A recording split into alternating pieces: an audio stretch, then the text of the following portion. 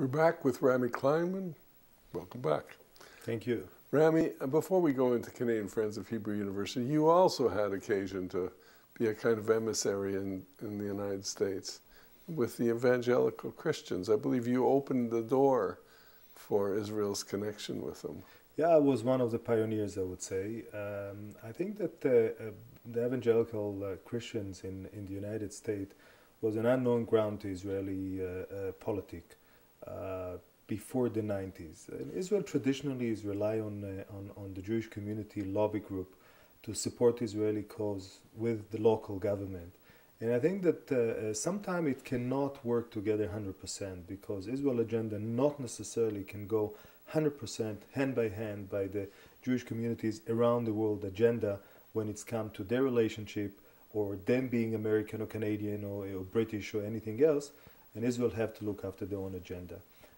What brought me into the evangelical Christian was when Shamir was a prime minister and I was representing the Likud in the United States. The doors of the former Soviet Union was open and Israel was flooded with a blessing aliyah that came to Israel. But with that, there is a big bills that's showing up at the government tables as well. And Israel was requesting the $10 billion loan guarantee from the United States. Relationship was not at the peak between, Shamir and Bush the father. Baker was the Secretary of State. And we realized that mobilizing the Jewish community and getting 40,000 letters from very democratic Jews in the United States to the desk of a Republican president is not going to necessarily help. And then we truly discovered the very hardcore support that's coming from religious motive in supporting Israel. And we turned into the evangelical Christians, and which resulted in a 6 months campaign, which I was going from church to church, from radio station to radio station, and in the southern part of the United States. And it's mobilized over 500,000 letters coming from evangelical Christians, Republican to a Republican president, which we believe created a major impact. And I think since then, a lot of people realize the potential that's coming from, I would say, evangelical support to Israel. But we still have a problem because we're on an evangelical Christian station and people wonder or puzzle about it. They think, well, why are you there? Are they out to convert Jews? It has that kind of ambivalence in it. It's a very common question. Yeah. But I would say I don't think that I feel that my Jewish identity is threatened. Not at all. I think said it a dozen times. And so many others. And we're living in a world of many ideas. When I walk into any department store, they want to convert me into their customer. And the question, if they have something good to sell, maybe I buy. But if not, I'm pretty firm of what I'm choosing for myself and not. I think that there is so many threat for Jews today around the world, culturally. I think that's living in a very big global village is a threat for any minority and for Jewish people as well. What do we do is the threat is a different thing. The moment that the State of Israel was established, I think that we became member of the family of nations. We have to be open. We cannot live constantly with a paranoid fears that we need to protect ourselves culturally. We have to do what we have to do, and I think it's all within the education and it's within every family household and what is the kind of equipment and identity you choose to give your children. And once you equip them with all the necessary things, they will have to go and face the big world, and including the evangelical Christians. When you say we have to do what we have to do, and you mentioned education, one of the big projects you have at Canadian Friends of Hebrew University, which we've done, participate with you on this program, is the development of IMRIC, the Institute for Medical Research, Canada-Israel. Why did you choose to make that a major campaign, and what's happened to it? When I joined this wonderful organization, Canadian Friends of the Hebrew University, but actually working for the Hebrew University, we decided to go and to really look into a major project, and we put a process in place. We actually went into our database. We sent a letter and with questions, and we decided to go back to our hardcore of support to the donor and ask them, prioritize for us where is your interest lie, what you really want us to see focusing on. And overwhelming majority was over 85% say we would like to support medical research. Having taken this mandate from our donors and going back to the university, and we say, we really, really would like to have a major project in the area of medical research. And then IMRIC was offered. In the beginning, it was called the Institute for Medical Research. And against our commitment of $50 million of the Canadian Friends of the Hebrew University to be raised in 8 years, the name, we didn't want it to be the Cohen Institute for Medical Research or the Goldstein Institute for Medical Research. We felt that such a big project will bring a lot of pride into the entire Jewish community in Canada and to Canada itself.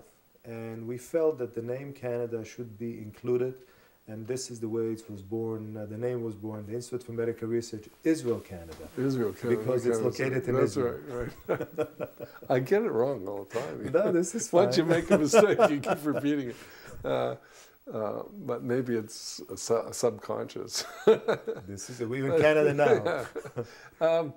How has it worked out? I mean, has it been a successful project? Because I know when I interview people that it isn't just the money raising, because you're doing all kinds of collaborative research now and fostering that between Canadian researchers and Israeli researchers. The vision was very clear, Howard. The vision was clear that this institute is not going to be only a one-time project, that we're going to work hard to raise $50 million, which is a huge task. It's very positively challenging us as an organization.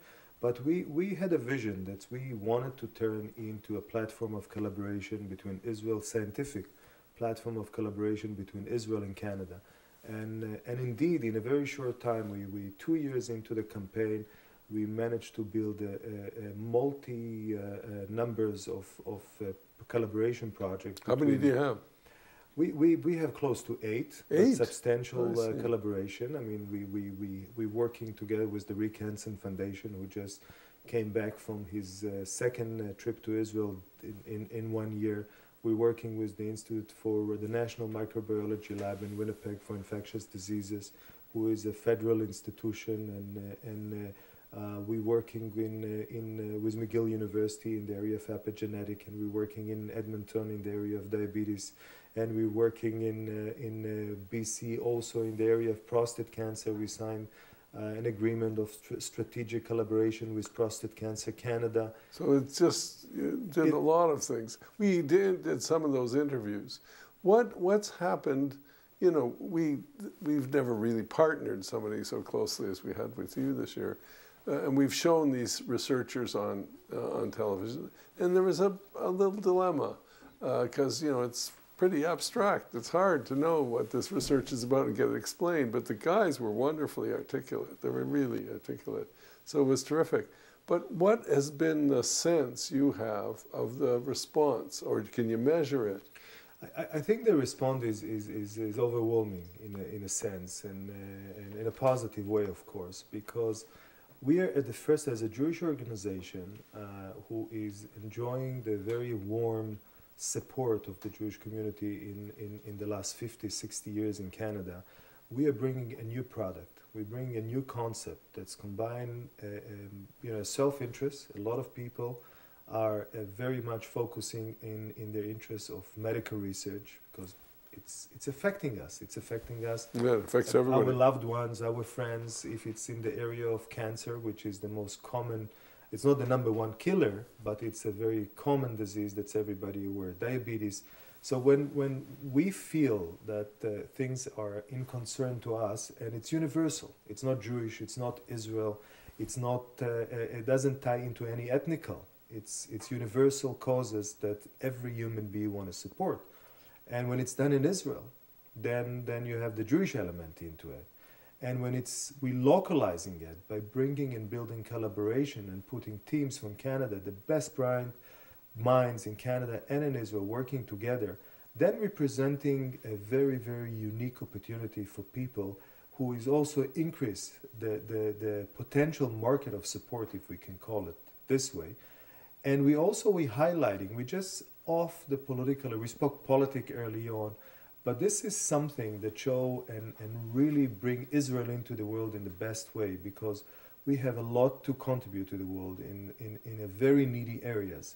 And unfortunately, because the conflict is very popular, so we dragged in the constant attention of the world into the hardcore issue of politics, but the contribution that's come out of Israel to the world is an incredible, has a huge impact. And I think that's our duty as an organization. It's also to create opportunity to the Israeli scientists to partner with a very good scientist here in Canada.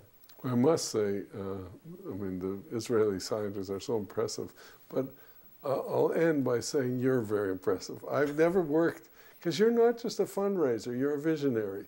And you envision and you talk a big picture and you don't talk the mechanics. So I've really enjoyed our association with you, and thank you very much for coming on the show. Thank you very much for having me, and the enjoyment is mutual.